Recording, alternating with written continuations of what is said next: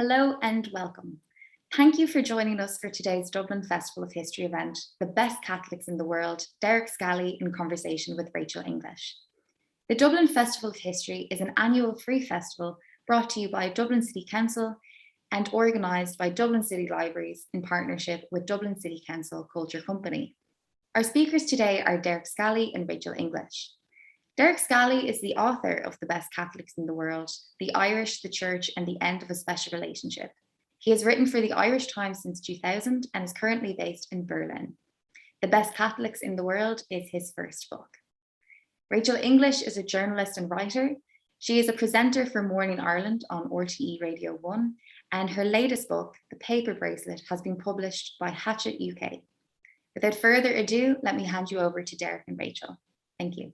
The book is called The Best Catholics in the World. Derek Scally, it's a pleasure to talk to you about this book. It's a thoughtful book, an insightful book, and it is in many ways very personal. What prompted you to write it? A niggle. I realized I was carrying around this niggle with me for many years. I've been in Berlin now for 20 years. And going back and forth to Ireland, it was, it's a bit like the nature documentary, the stop motion photography. I could see Ireland changing, but always with these gaps. So I almost felt on the one hand, I'm losing a bit of contact with the day-to-day life, but I had this new perspective that I didn't have before. And this perspective I have is Germany. And Germany has basically made coming to terms with its past, its superpower almost. So I had this niggle about Catholic Ireland and how it was disappearing and the people who would have shaped my Irish Catholic childhood. I probably had one of the, I was born in 1977, so I probably had one of the last of the Irish Catholic childhood. So on the one hand, I could see something disappearing over the horizon. And on the other hand, living in Germany made me aware of the need to continually interrogate your past because it's always in your present. It's shaping you today. The question is just, do you admit that or not? So when I put those two together, I realized I really have lots of questions about Catholic Ireland, being a former altar boy, growing up in a parish on the north side of Dublin, going to a Catholic school and so on. But I don't really have any way to understand or to deal with it. So I went looking for a book. Didn't find the book. I said, well, I guess I'll have to write the book myself, but definitely a niggle. And it's something I found when I was researching the book. A lot of people have that. There's a lot of people in Ireland who aren't sure, very ambivalent about the past, but it's just such a toxic and burdensome past that it's quite understandable that when people have mortgages and school runs and GAA and stuff to worry about in their everyday life, do we really have the time, capacity, appetite for dealing with it? And I just said, well, here goes, I'll try. So that's where the book came from. You write at one point fairly early on that you can now see how many of the toxic elements that you remember were as much Irish as Catholic. And in what way? I think it took me years before I left Ireland, after I left Ireland, before I realized just how Irish the Catholicism in Ireland is. I mean, growing up, we're taught two things. One, it's the universal church. It's the same around the world, it's global. But on the other hand, we're sort of subtly told that we somehow are the origin of the species or Catholicism in its most fully formed state. Because of this continuity, there's very little in Ireland that is continuous, but Catholicism is continuous to the 5th century, to the present. But it was only when I refer to myself in the book as a grappling Catholic. I walked away from Catholicism, the church and institution out of disgust, like most people in Ireland. But then I found myself growing here and I was suddenly struck by just how German it was. If you go to a church here, the first time I went to a church in Germany, I thought I was in a Protestant service because of the songbooks and the formality of it all. And then I realized that Catholicism succeeds because it adapts. It adapts to every culture. And just as the Catholicism I experience here is quite intellectual, it's based on self-responsibility. It's only then that I realized the Catholicism I experienced, and I can only speak from my own personal experience in Ireland, it was very pastoral, I suppose would be the neutral way of describing it. It was very close to the people. The priest is very much providing comfort and he's very much there, part of the community. But there wasn't a lot of thinking going on. And I realized then that something happened. Irish Catholicism was sort of frozen in time at some point, and it either was never very intellectual or it at some point, the Irish Catholic Church educated people like me beyond what it was, the level it wanted us to be at, or the level it felt was a Catholicism suited to Ireland. So I realized again, it's just a personal thing, but I felt intellectually my mind was thinking about certain things, but the Catholicism on offer in Ireland wasn't really generally providing answers to that. So most people would just walk away, and why wouldn't they? But then I realized that, well, this is what worked for so long in Ireland, and I understand why a large institution would keep trying to produce the same thing that it's always been producing. But I would say it wasn't fit for purpose for quite a long time. And Irish Catholicism satisfied Irish needs. Irish Catholicism is as much Irish as Catholic. And once we accept that, this notion we're the best Catholics in the world, Irish Catholicism is what Irish people wanted. It always was. And everything good and bad that arose out of that is based on our needs. And if you go back to the start of that process, in a way, if you go back to the mid-19th century, it was in many ways what people felt that they needed. Can you bring us back to those times and to how Catholicism started to change in Ireland?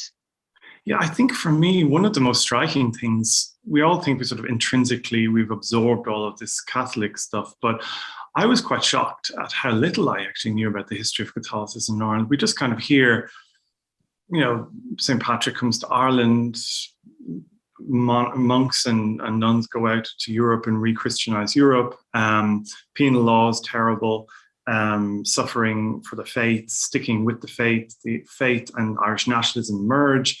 The famine, the priests are a huge, and then we arrive in the present. That's kind of the Irish Catholic narrative I got growing up. And what I just didn't realize, I was so shocked that in 1850, Irish Catholicism was effectively rebranded. It still carried the same name and the same people were there, but it was a very different institution. It was the work of Paul Cullen, an Irishman who went out to Rome age 17, rose very high in the ranks in Rome, and was an ultramontanist. He really believed the Pope was the center of everything, absolute loyalty, absolute deference. The notion of papal infallibility is partly Paul Cullen's work. And he came back to Ireland in 1850 after the devastation of the famine, a country on its knees. And he realized we need to help these people, we need to provide. And he moved in quite quickly with institutions, brought in religious orders. So all the schools, all the churches you see, all the hospitals, that all started back then. But the flip side of that was he created a very particular type of Catholicism, which I think survives to this day and which I think is starting to disappear before our eyes. It was a very top-down, heavy, authoritarian, also deference demanding Catholicism. It was very thin-skinned, tetchy Catholicism, defensive. He was very wary of the world. I mean, he had seen the Republican march into Rome. He'd seen the disappearance of the Papal States. For him, Catholicism was living at war with modernity. And I think a lot of that fed into the Irish Catholicism we got. So you had this mix of comfort and deference demanding. And when I saw that, he brought in things like the Sacred Heart and First Fridays and all these things that we think are timeless Irish traditions were imported. Like a lot of the statues, they would have imported from Italy back then. He started building churches and provided people with so much, but demanded quite a lot at the same time. And people went with it. They were utterly, after the famine, the degradation, the humiliation. And then here comes somebody with a salvation narrative. And in an era before psychotherapy, this must have been very attractive. It must have been hugely comforting for people. And you can see images, artist images of the Synod of Thurles, which is where all of this revolution happened, this reformation of Irish Catholicism in a way. And you see people kneeling in the dirt, watching these bishops pass by, and the sort of the rebirth of the Irish Catholic Church. So that's what I think is dying today. And maybe it's because I'm not living in Ireland. I'm not really too sentimental about that. It served its purpose. It did some great things. It did some terrible things. And now that its time has passed, but the Irish Catholic narrative is far longer than 1850 to today. The 1850 cutoff point, though, I suppose is interesting because while we can count the number of famine dead or the numbers who left, it is very hard for us to measure now how traumatized people must have been in those years and how desperate they must have been to cleave to something. Completely. And what I struck by, and what was really heartbreaking for me, was just how much, for the first time, the Catholic Church, in the form of Paul Cullen and so on, he created something that Irish people could be proud of from within the Irish people, because Irish priests had always been there, and through the penal laws, they had comforted people. But he created a new class. And so what you saw, a new class of priests, of bishops, he made them dress properly and gave them proper houses to live in. And what I almost saw was, people in the town like Thurles or elsewhere, they could point to the presbytery and say, you see, we've got a big house as well. It's just as good as that Anglo-Irish guy down the road. And what you saw is that slowly, as the British were retreating, or the Anglo-Irish were being burned out of the country, the priests and the bishops just occupied that position. That was the vacancy was left, and they filled it quite effectively, and they became the princes, and they became the center. They might have been the only person in the village, along with the lawyer or the doctor, who could read or write. So they became something. But the pride that these were our people, and that's completely understandable. But from today, looking back, I met a nun along the way, and she said, I said, how do you feel about the attitude towards the Catholic Church now? And she said, it's an old anger. And I said, what do you mean? And she said, I think many people in Ireland realize we put these people up on pedestals, the pedestals left vacant by the retreating English. We put them up on pedestals, and we shouldn't have. And she saw it very much as a two-way transaction. And we're now feeling rather unsure about the decision to do that. But unless you understand the trauma and the devastation of the post-famine period and the need that was being filled, it's very hard to understand why would people be so deferent towards the Catholic Church. So this was all of what I was trying, and this was all quite new to me. And it was, I had huge empathy for people coming out of the 19th century and into the 20th century. Why wouldn't you go along with what the Catholic Church was offering? It was providing progress. It was very fast moving. It was bringing in educational and medical developments that the state certainly wasn't in a position to deliver. But of course, we all know in hindsight the cost of this church-state alliance. And I suppose for many people, that really is a question to grapple with. The question of why the state allowed the Catholic Church to acquire so much power, to have so much power in so many key areas, in particular when it came to schools and to the provision of healthcare. It's interesting. When I hear the debates on church and state, I always ask the question, maybe we're looking at it wrong. Maybe back then, the church and the state were two separate entities, but what did they have in common? They were like two circles, and around them was Ireland. So the church, and when I was interviewing people, not many people were quite clear, what was the church? What was the state? Where did we exist vis-a-vis these two groups?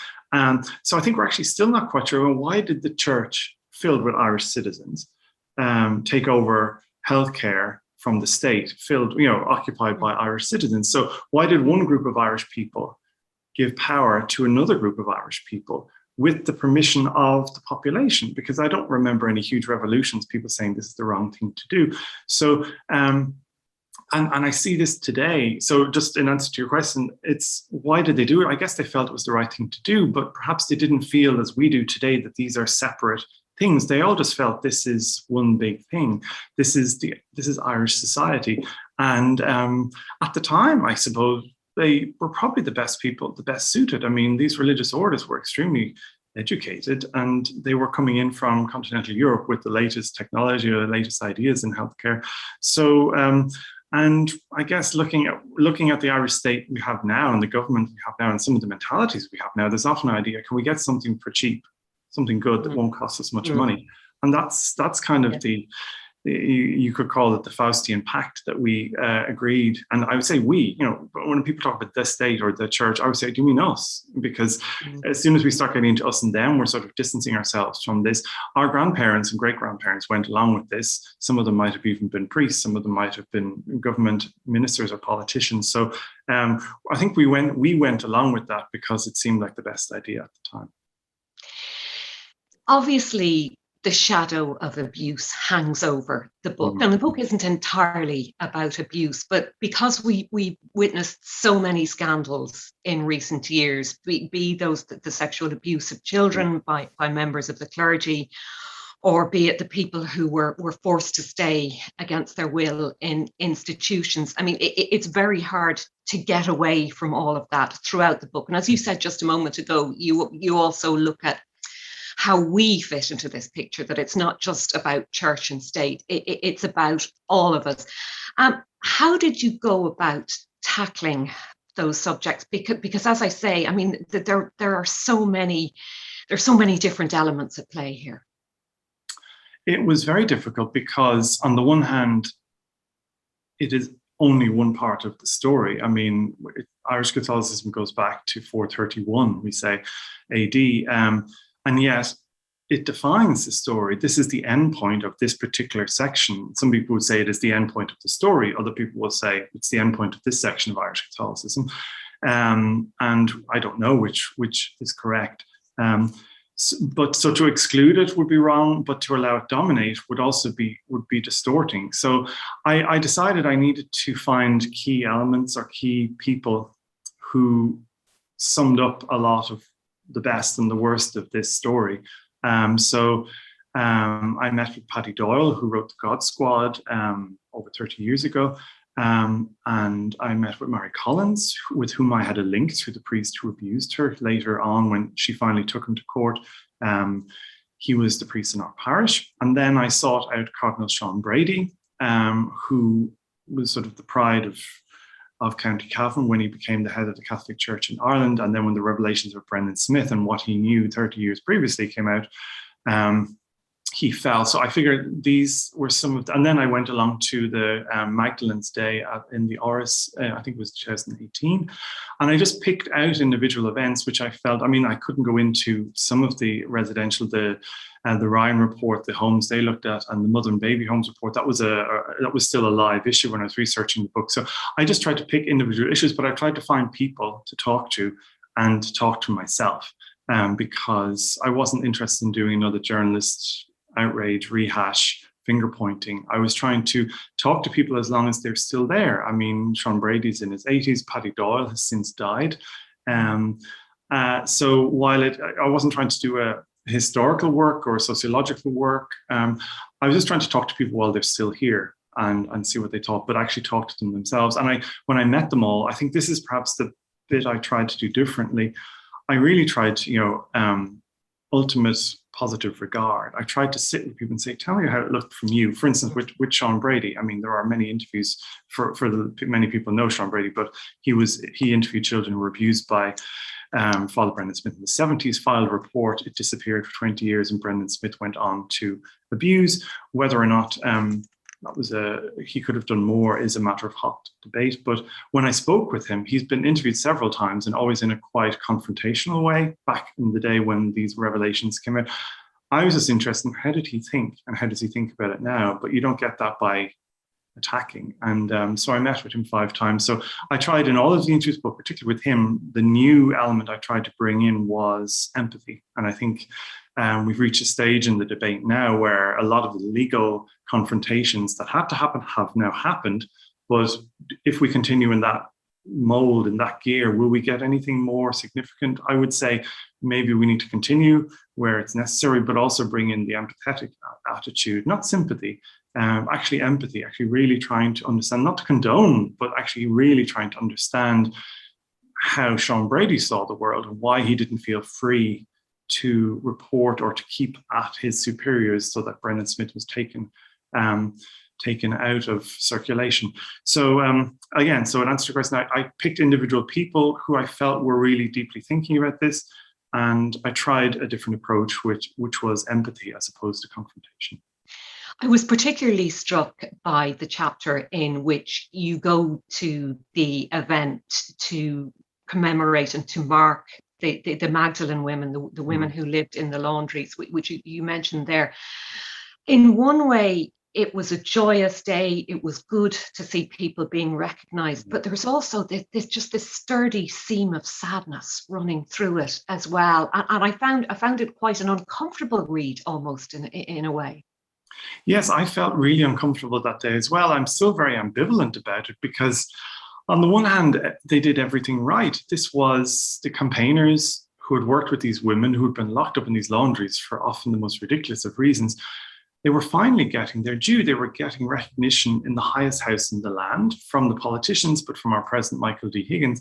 And he delivered an excellent speech. And, this is not your shame. This is our shame as a people. And the people in there, many of the women were just delighted that they knew this wasn't their fault, but to actually hear somebody else saying, not only is it not your fault, we're lifting it off. There was hugely a cathartic event for many of the women there, and for the organizers, it was a remarkable achievement. And yet I just said something isn't right here. And as the day wore on, they eventually moved from the Ors back into the city centre, and people were clapping for them. And I know for people who were there clapping as they went into the Mansion House, this was important. They wanted to be there. A lot of women were there showing their support. So I really felt a sense of unease that I was even questioning their motives. But I was, because and eventually one of the women, because not all the women who were there were happy with this event, eventually one woman, she summed it up for me. She said, "Who is this for?" And because she said, we still haven't gotten so many of the things that were promised us. And everyone seemed to be tiptoeing around the issue, like, who put these women in there? Was it just a small crack troop of people who were just ripping women off the streets and locking them up?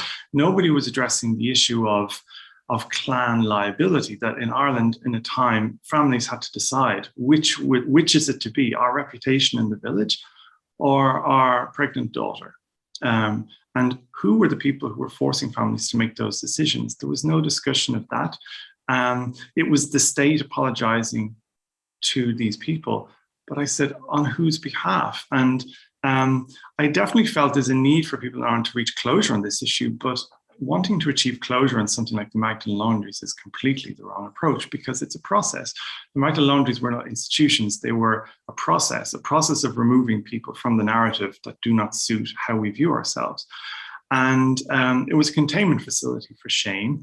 And I said, unless you understand the process and that your role in that process, clapping people on the street is about as useless as clapping the NHS people. Give them, pay the nurses, acknowledge the responsibility for the past. And this gets to the issue of my book. I'm not blaming people for the past that they may not have been even born for, the past they may not have had any influence over. What I'm encouraging, though, to do is to have a responsibility for that past, and to view the past as like a continuum of knowing. I describe it in the book, where here you have the victims and the survivors, here you have the perpetrators and the enablers. And everyone in Ireland is somewhere between there. And is there a way that we can encourage people to reflect on their own lives, reflect on their own choices, reflect on their own decisions, reflect on things they did or didn't do, said or didn't say, that might have ended up one of these women being put away? And it's still a struggle even right up to today. So the day, the Magdalene's Day, was problematic for me. But this is, again, not to... many people found it a liberating day. So, but I found there were not a lot of women who didn't make it into any of the media the next day, who really weren't very sure about this at all. And many people said, I'm still not moving back to Ireland. Ireland isn't taking me seriously. So that they didn't suit our narrative. They didn't make it into the next day's media coverage, but they make it into the book. Mm. There are so many questions when it comes to the institutions, not just the Magdalene laundries, but I suppose what you might call their sister institutions, the mother and baby homes, and also, the many other places there were, in particular, the industrial schools. An awful lot of those questions remain unanswered. And I suppose this was the year that many people felt that their questions in relation to mother and baby homes might be answered. And they came away disappointed. Yes, because we never defined our terms. We've spent 20, 25 years looking at our past, but nobody actually knows what exactly are we looking at. And I'll just give you an example. When I interviewed Yvonne Murphy, who was responsible for the Murphy report into the Dublin Archdiocese and another diocese, the diocesan report, but most notably now for the Mother and Baby Home report, I also interviewed Sean Ryan for the Ryan report. So that was residential homes for children. And I realized they were talking about the same subject in very different ways. So eventually I got out a notebook and I did Venn diagrams and I did circles. And I said, so here's a circle representing the Irish state. Here's the circle representing the Catholic Church. And here's a circle with people. I said, where do these people, how do they exist vis-a-vis each other? And Sean Ryan said, the church and the state were very overlapping. And Yvonne Murphy said, the Catholic Church is over here and the state is here, very separate. And I said, really? We spent the last 20 years looking at this. We can't even agree. What do we mean when we say church? What do we mean when we say state? And how do we, as people who elect the state, as in terms of the executive, the government, and are going to mass on a Sunday, many or did in the past. So I just found it staggering that I think a main reason is we haven't defined our terms. We have a very ad hoc approach. These inquiries, they all look very formal and formalized, but they're actually just busking their way through. And the aggravation now towards those reports is often a lot because a lot of this wasn't formalized. So people are looking at these reports in hindsight saying their methodology was flawed and their approach and their editing is very selective and subjective. But if you haven't actually defined what you're going to do and how you're going to do it, or what standards you want to apply to, in hindsight, that's all very fine. But we could have known this ahead of time. And I think why is there this ad hoc, as I would see it, approach for past is because we refuse to accept the basic point that we were all there. And just because we were all there doesn't mean that we all had responsibility or we were all to blame. But everyone who's there, presenteeism is the issue. And I start my book and I end my book on the assumption that we were all there. So let's not have that discussion. Let's not pretend that we weren't. We're all in that Catholic Ireland. What do you remember? What do I remember? What could you have done but you didn't? What did I not do what I could have? And unless we accept that basic point of reality, that's for me is non-negotiable on our past. All these reports are just, in German they call it like dancing around the hot porridge. You don't want to get back right in. You saw it in the response to the report. The Michael Martin and other politicians stood up in the Dáil and said, "This is our shame, not yours. We all were responsible." And then we had independent TD standing up saying, "I'm not responsible. I don't know anyone who's responsible." And those women certainly aren't responsible. So she was effectively putting herself and her family and people she knew on the same level as these women. And I was saying, so if everyone's responsible, nobody's responsible, or if nobody's responsible, nobody's responsible. Those seem to be the two responses to the Mother and Baby Home report, because we just refuse to accept the simple fact, because it's just too burdensome. Why would you, walk away? People seem to think walking away is the answer. But Paddy Doyle, one of the abuse survivors, I spoke to, he said, that's what annoys me most. He said that people think by not going to mass anymore that they've somehow, that's their contribution. He said it's far more interesting and more sustainable to look at where are the Paddies today being abused and in what context. Mary Collins said the same. She said, I can't be helped. I was abused in 1960 in Our Lady's Hospital for Sick Children in Crumlin. I can't be helped anymore. But if you really are as concerned and as shocked about my abuse as you claim to be, what are you doing today for people who can be helped? And that's where things start to get really awkward. And many people in my journey spoke about direct provision, and how will we explain direct provision to people in 20 years' time? We know it's there. We know kind of what's going on. We can only assume that those structures are as ripe for abuse as structures in our Catholic past. But this sense of disconnect, that this is somehow our state, this is somehow happening because we either want it to happen or certainly don't disagree with what's going on enough. And those are the issues. Yeah, another question, but before we leave the issue of institutional abuse, is the question of, you often hear people say, well, there were similar institutions in other countries, and there were, but in most places not on the scale that we had in Ireland, and certainly they didn't tend to retain them for so long. I mean, it's not that long ago since the last laundry closed down and since the last mother and baby home closed. And that question remains, why did these institutions persist? I think they persisted because not enough people wanted them to not persist. Somebody said along the way, a former Irish Times colleague of mine who went into the last laundry, Sean McDermott Street, and the nun there said to him, the women who are in here, their families don't come to see them. And she said, the only reason I'm here is because these women have nowhere to go. You could argue, why were they there in the first place? But at the end, at least, Irish society didn't want these women, even at the end. And Irish society, I mean, people like us, families like mine, we didn't want these people. And why it persisted, I mean, the only reason that at the end the laundries died is because the washing machine came along. And industrial washing machines were far more useful laundries for hotels and bed and breakfasts. So why did they persist for so long? Because I think there's something about our colonial past. I see it over and over again. We don't actually feel responsible for what's going on in our society. We talk about the church and the state. And we never refer to ourselves. We are responsible for the government we get. We elect them. And I think with the church institutions, there was this, again, I'm 44, so I don't claim to be an expert at that time, but there was this sense of inertia towards the way it was, and it must always be this way, and you don't question. And that lasted for a very long time into the 1990s. I mean, when I saw the Magdalene women film, I was in Berlin. It must have been 99 or 2000, around that time. No, 2001. And I sat there and watched this film. And the last scene, as the credits go, is the last laundry closed, I think in 1993. And the lights came up, and I can still remember my face flushed red with shame. And my friends all turned to me and they said, "What? 1993?"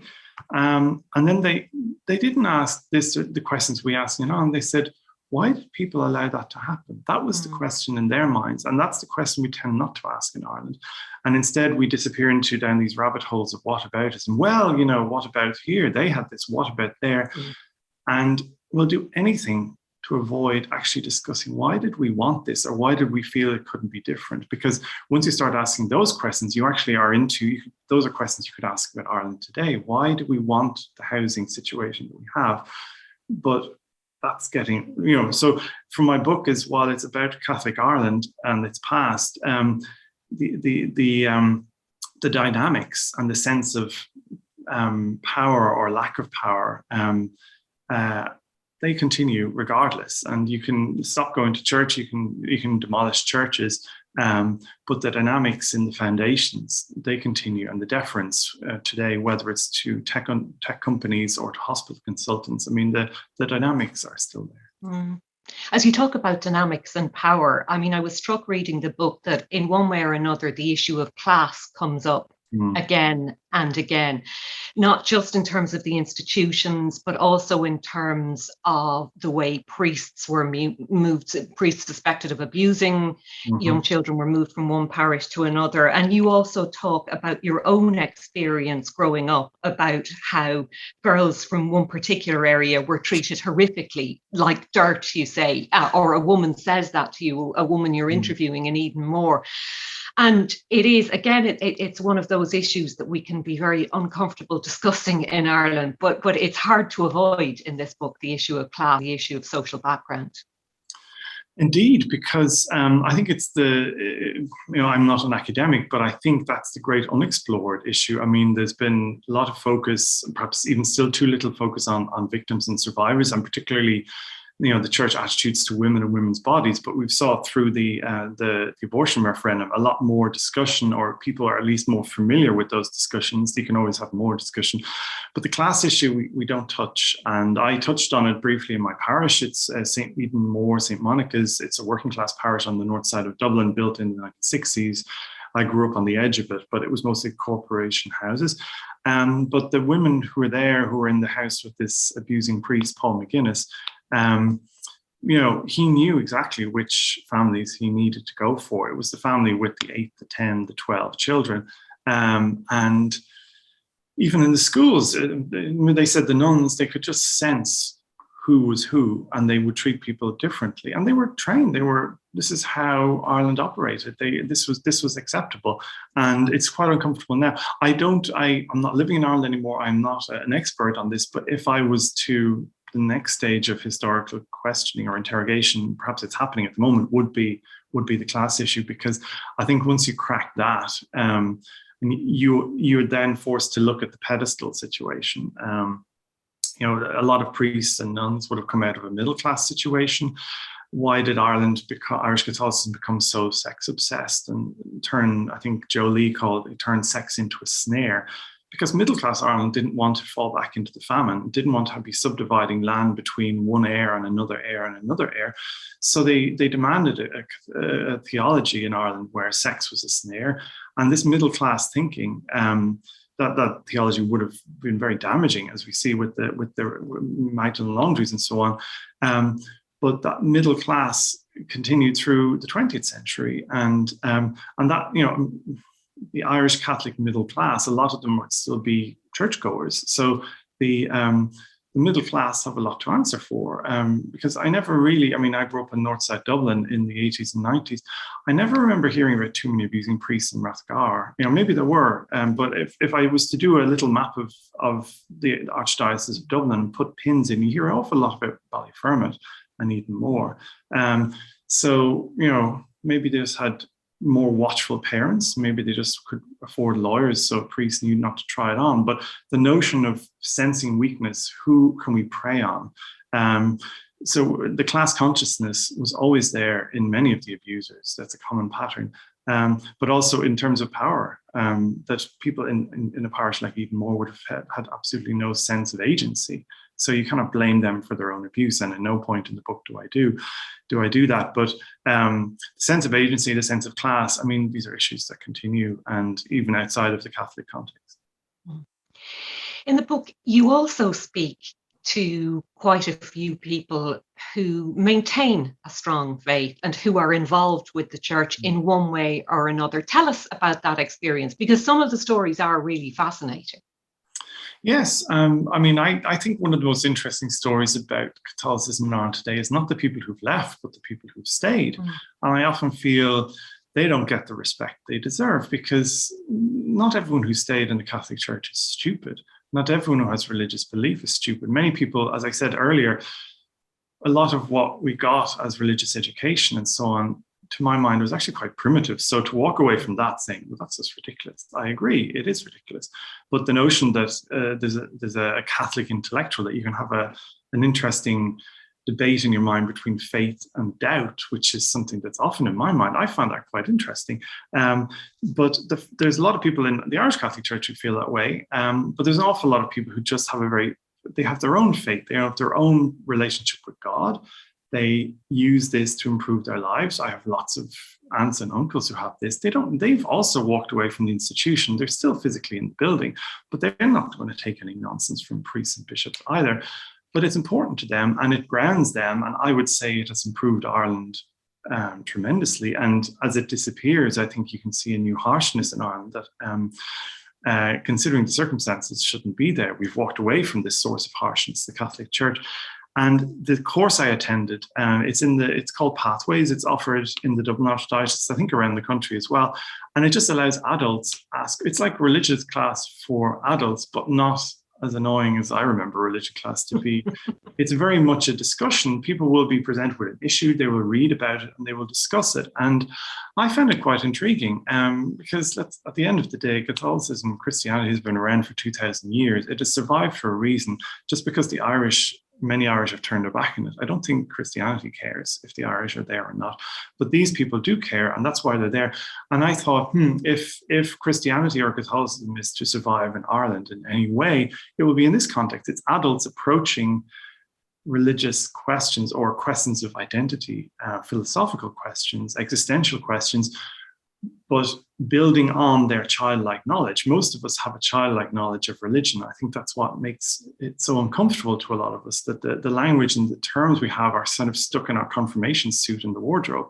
That's the last time most of us engaged with it, whereas this course was offering people new ideas, adult reading, for their level, so that they could actually engage with this. And many of the people I spoke to there, they said their friends are fascinated. They do the course, and then their friends call them and ask for questions about course materials, and they're giving them pointers and places they can go to read. And with priests and nuns and religious disappearing, this is the future. So it's mature. It's people you don't have to do any of this if you don't want to anymore. Thank God, you could say. But if you do want to engage, you have to do it yourself. You can't expect somebody to come with a ladle and just ladle it in. You have to actually do it yourself. So in a way that almost relates to what I experienced in Germany, sort of the Luther effect. If you feel the need for faith in your life, it's self-responsibility. You have to be, it's sort of like a self-catering religious holiday. You have to be able to cook and provide for yourself. So this notion of a fully catered holiday, which was Irish Catholicism, that's past its best before date. And this course pathways definitely sort of, for me at least, if there is to be a future, that's partly it. And I was in that regard, I was struck by something you said quite early on in the book. You say, in a few short decades, Ireland has gone from a country where you couldn't escape religion, whether silent, pervasive devotion or rigid doctrinal practice, to a place where faith dare not speak its name. Are we scared of religion? I think a lot of people feel it is completely undermined itself. They're not as scared of it, but they feel organised religion in Ireland has undermined itself. So just let it collapse in on itself and walk away. And that's completely legitimate. And to have had the experience that we have had, it's a completely natural experience. But I sometimes wonder if Ireland is in the stage regarding religion, if we're sort of in the angry teenager phase where we point at priests and bishops and say, "You've ruined my life, I hate you," and walks out the door and slams the door. The question is, what happens when you get into your 20s and 30s and you realize, well, my parents actually had a very difficult time, and they had this, and considering this and you start to get a more complex view. And most people know that most priests and religious in Ireland have made huge contributions, and then we get, oh yes, well, he's fine. Yeah, but if all these people are fine, well, then is there anything? They've clearly devoted their lives to something, and they're not stupid people. So what was it? And to re-engage, I think a lot of the debate in Ireland at the moment is just insecurity. It seems like it's a very thankless task to defend the Catholic Church in Ireland. And looking at the institutional church in Ireland, there's so much that is indefensible. I have the luxury of living outside the country. But if I lived in Ireland, I'm not sure if I would be in any way religious. And I certainly wouldn't want to have anything to do with the institutional church as it is at the moment. But the idea of, I live in Germany, there's a newspaper once a week, has a wonderful page. It's called Glauben und Zweifeln, Belief and Doubt. And it doesn't sort of prescribe that you must believe, and it doesn't prescribe that any sensible person today must not. And it just asks questions. It just puts religious belief in its place in the context of life. And I find that tremendously liberating, because you can then it can't hurt us anymore. And being intrigued by it. So again, I'm young enough to have not been too damaged by any of this. So maybe this is a luxury I have. And I also live in Germany, which is, as I said, the Catholicism, my experience in Germany is a bit more, let's say, on the intellectual end of the spectrum. So I find it intriguing. But in Ireland, it's just a nervousness. I think there's an awful lot of confirmation kids out there who are now 30, 40, 50 years old, but their way of speaking, they have problems that I think, anxiety issues that I think having a place to reflect once a week, whether it's a yoga studio or a church, is always good. But there are needs, but they struggle to articulate those needs. And if you don't actually have the language of faith or religious belief or religion as a historical phenomenon, you're struggling. And I see a lot of people struggling. And if you found something else to replace that works for you, whether it's yoga or the gym or CrossFit, by all means. But there's an awful lot of people there who have nothing. And the new iPhone isn't really going to get rid of your anxiety. And so I think we've gone through a consumerist phase. And I think looking in on Ireland from the outside, we seem to be entering a new phase. I'll be intrigued what that is, but it has to do with self-responsibility and whether it's Catholicism. I find it hard to imagine that since the 5th century that it will vanish, but the numbers speak for itself. If it is to survive, it will be because people want it to, and they will take matters into their own hands. Did researching the book, interviewing people, writing the book, did it change your views in any way? On? on anything to do with the Catholic Church? But again, what is the Catholic Church? Do we mean the priests and the bishops? Do we mean the people in the pews, or the people who used to be in the pews? I think, did it change my view on Ireland? I think it gave me a tremendous sense of sadness, reminded me of just how tough Irish history has been for many people. But it also informed me that a lot of the suffering was co-opted by the Catholic Church in the 19th century to create a victim narrative, a salvation victim narrative, which was then merged with the Irish nationalist campaign, which was tremendously effective. But we now have a situation where we have, if you question any of that victim narrative in universities, students who have nothing to do with the Catholic Church will sort of attack you and say, if somebody says, well, the penal laws was not exactly the Holocaust, there were deaths, but it was nothing on the scale. It's portrayed this way in many frames of reference, but it isn't. If you do that, you can. University professors told me you can be attacked by your students because they don't realize, but they've swallowed a 19th century version of our past, which is Catholic. So we need to pull it all apart. We've separated the Irish national identity from Catholic identity, but what have we replaced it with? We have separated Catholic values out of our daily lives, but what have we replaced it with? So I learned a lot about the past, but I also learned it helped me understand a little why I sense Ireland is adrift at the moment with the big questions. What do we actually want as a society, and why do we feel powerless to achieve it? And when you realize that so much of the Japanese knot root of Catholicism is still in the top layer of the soil, our minds have been shaped by this. So at the very least, we need to understand how it got control of our minds and how much of it is still there. So I have a huge sense of compassion for Ireland that I perhaps, as the emigrant, leaves sometimes with baggage.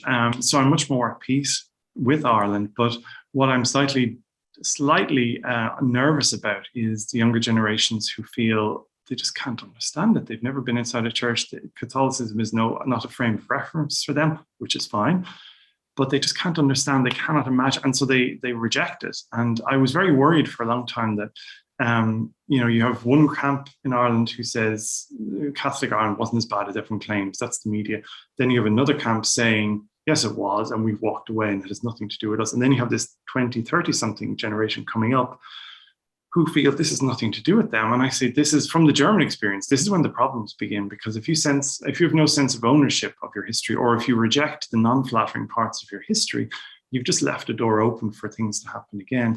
So I was quite heartened, actually. Sally Rooney was promoting her new book in Der Spiegel, a German magazine, and she was asked about, were you as much attacked for your book as, let's say, with all the sex and so in it, as let's say Sinead O'Connor was attacked back in the 90s. And it was such an interesting question, because she said, God, yes, Sinead, it seems like only yesterday, but it's so long ago and Ireland has changed. She was attacked for pointing at the obvious about the Catholic Church, and we've never really apologized for that, she said, as a society. But she said today, we've moved on so far, and yet on the other hand, we've never really addressed our Catholic past. In the rush to move on, which is completely understandable, we've never, as a society, I sensed the individual continuum of knowing where were we in that narrative. So that's where I find at the moment, I was relieved that Sally Rooney was raising this issue, because she is a very influential person, and she's suggesting that even 30-somethings have to engage. And who knows, it could be this 30-something generation or 20-something generation in terms of historical interrogation, that they probably are going to be the generation that needs to look at this. So I'd like to think that the book is sort of looking back and looking forward, because this is where we are in our history, but there's a lot more work to be done on this. But perhaps people can look back on this book as just as Catholic Ireland was disappearing over the horizon. The book is The Best Catholics in the World. Derek Scally, thank you very much for talking to me. Thank you, Rachael. It was a pleasure. I'd like to say a big thank you to Derek and Rachael, and to everyone who tuned in to today's Dublin Festival of History event. If you'd like to find out about more events running as part of this year's festival, you can do so on our website, dublinfestivalofhistory.ie, or by checking out our social media channels. I hope you enjoyed today's event, and that we'll see you at even more events for the remainder of the festival. Goodbye, and thank you again for joining us.